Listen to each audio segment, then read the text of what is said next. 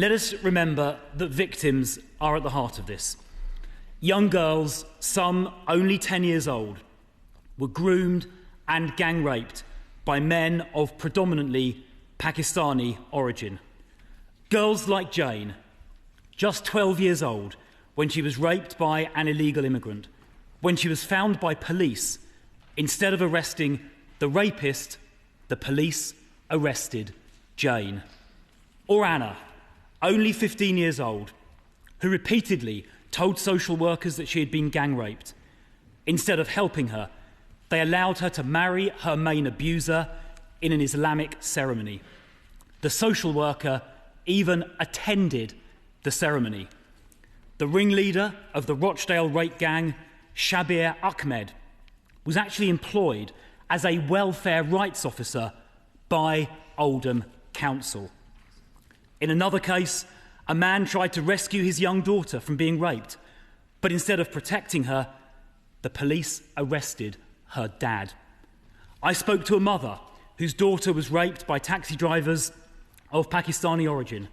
When she complained to social services, they said that if she dared to raise the matter again, she would lose her daughter. And I spoke to a retired police officer who was himself told by a senior officer at the time to stop investigating abuse by Pakistani origin taxi drivers in Bradford because the police locally did not want to offend Bradford's Muslim community. A former Labour MP, Simon Danchuk, was even told by senior Labour Party figures to stop asking questions in his constituency to avoid antagonising the Muslim community.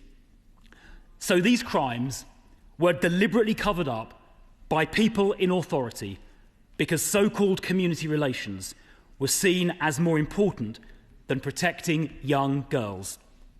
Madam Deputy Speaker, this is a disgrace. Now, the Minister claimed in her statement a moment ago that nothing had been done about this previously, and I don't want to dwell on this, but I will gently remind her that it was the last government that set up the original Rotherham inquiry in 2014, set up the long-running ICSA inquiry, which was much broader but did touch on this, started to collect data on the ethnicity of suspects, set up Operation Soteria to combat sex crimes, and I attended many meetings on that, set up the grooming gang task force that led to 550 arrests in its first year, I'm glad that's continuing, and introduced legislation to require mandatory reporting, and again I'm glad the government is continuing that work.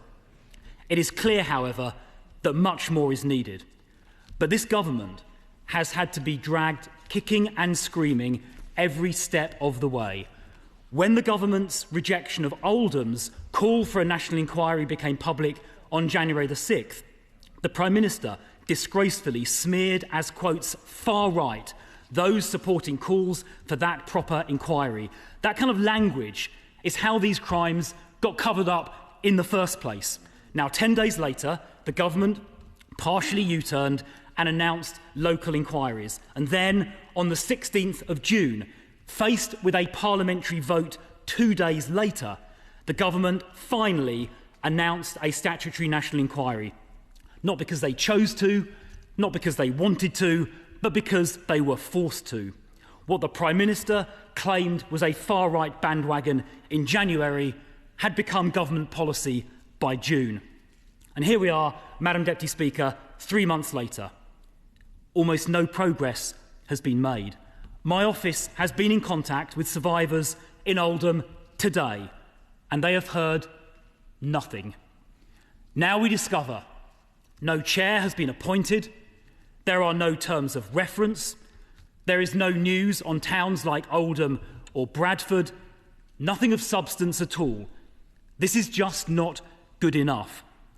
So will the Minister tell the House precisely when a chair will be appointed and when we will have terms of reference, a precise date? Will this inquiry have full statutory powers under the 2005 Act? Will she confirm all 50 towns affected will be covered? Will she confirm that no police force or council will be able to investigate themselves?